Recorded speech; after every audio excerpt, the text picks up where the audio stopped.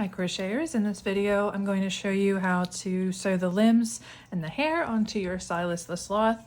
It's pretty simple as to how to line up the limbs to the eye patches, so hopefully this video will help you. We're going to start with the hair. You can sew the hair on any way that you wish, but this is how I like to do it. So we're going to start with one side. This is the left side, so we're just going to come in. You can hold it up here just to see how far apart you want it. So we're going to start right about here, and all I'm going to do, I don't even really call this sewing, we're just going to stick this end in and out on this other side, and then the same with this other side.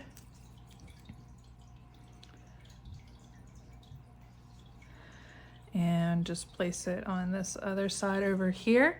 Now, instead of coming out this other side just yet, we're gonna come up in the middle, right there, right about where this indent is, because we had the one chain here and then you've got the second chain. We're going to come around it like this and go back in and pull down just to make that tight. It just gives it a little bit of definition there. And then we can actually just come back and meet this other tail so that we can tie it together.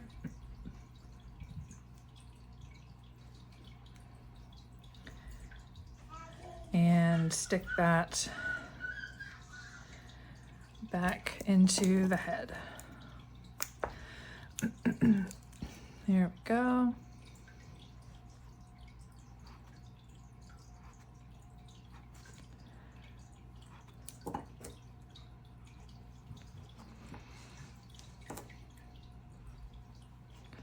Okay, so there's the head, or the hair on the head, top of the head there. So now we've got the 2 feet. We've got these short little feet here and the arms. We're gonna do the legs first. So find one of these legs. Now, when you're doing the legs, of course, you've got the one part where you can kind of see, and depending on how you join here is how much you're gonna see that there's the rope kind of comes up a little bit when we change colors right there. So what I like to do is stick that either to the center of the body or to the back. So for here, this is where our tail is, so we're just gonna have this come on the inside of the body. So we'll start on this side. And you're gonna be somewhere around row 28, 29. You might wanna come down between rows 29 and 30. The biggest thing you need to just kind of feel for without even really counting is, where does this fit? Where does it hug the body? So we're gonna go right about there. So I'm just kind of holding that in place. Whoops, and that usually happens, so. We can use Ammi sticks as well. I just don't have any handy. So just going to stick this in so I know where I'm going. But what I want to show you is where we're going to place this foot. So we want this edge at the edge of the face. So if we come down, we want this straight. Okay, so we can start with the tail there, or you can just start to the side to make sure that that's where it goes. So we're a little far over. We're going to go right about there. And I'll show you after we do a couple stitches here.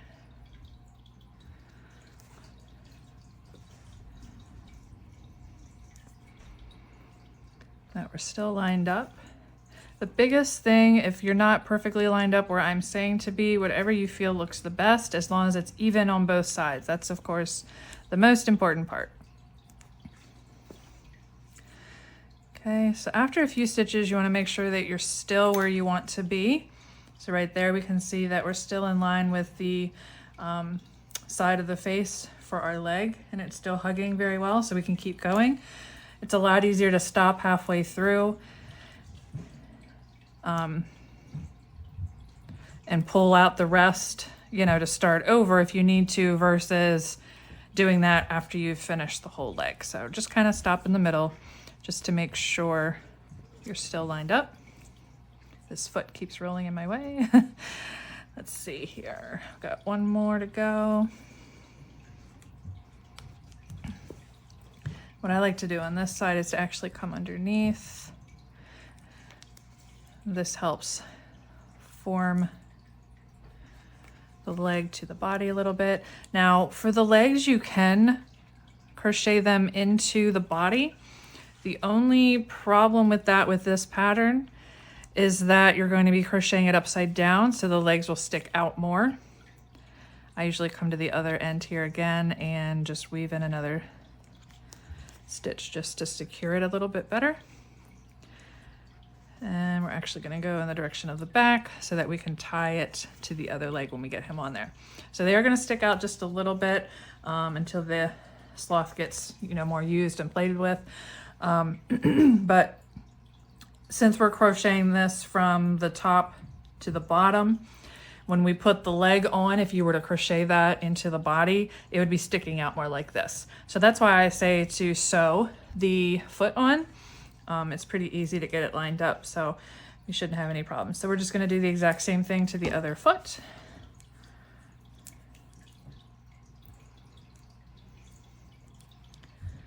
And so this side we can't do what we just did because this is on this side, so we're just going to flip it and start with this way.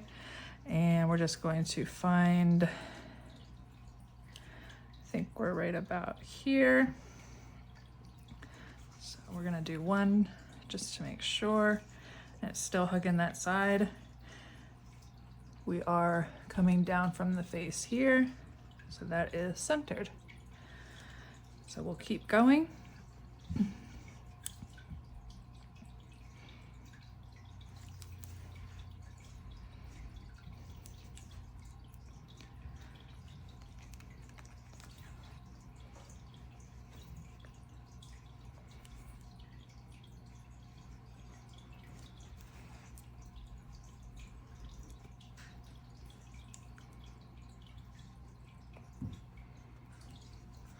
Oops.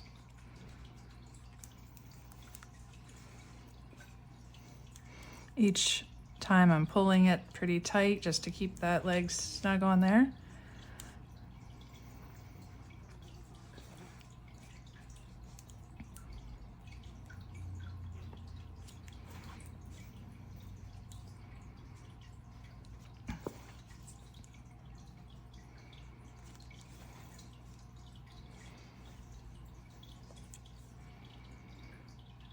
Okay, last one there. And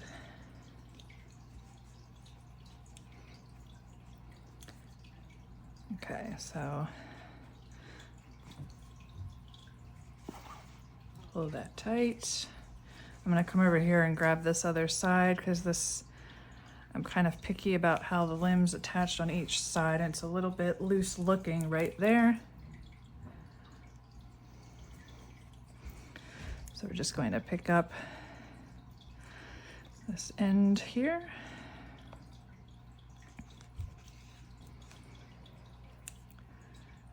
Go back through the body, and now we're going to come over here and find, that's better, find our other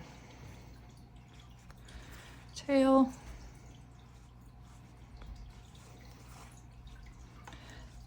Tie together.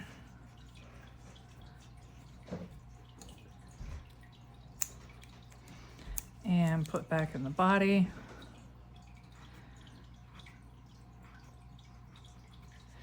Okay. And so there we have the feet are all done. And now we've got the arms. So let's take this arm.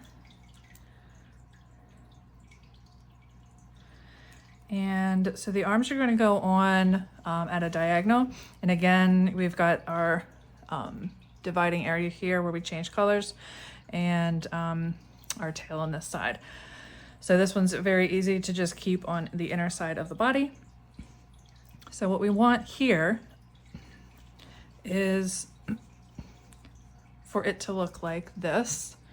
So this corner is going to be at the corner of the face, and then it's just, we want it to go diagonal towards this back of the tail, or the foot. Okay, so we're going to come back up here, right at the corner of the face, and go in a diagonal. If you need to use ammy sticks or safety pins, whatever you need to get that diagonal, go for it.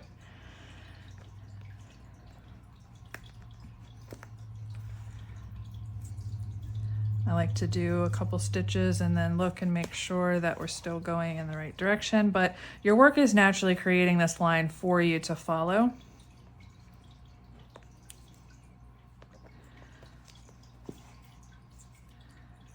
So we're just going to follow that line.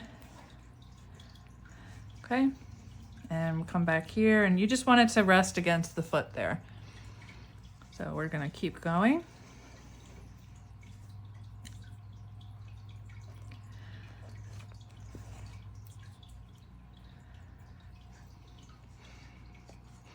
You can choose to fold the piece in half. I'll show you, stop right here.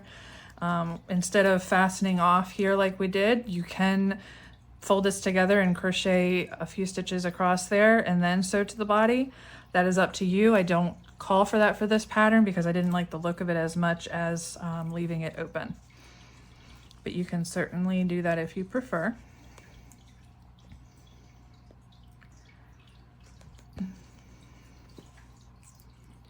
Couple more stitches and we're done with this arm.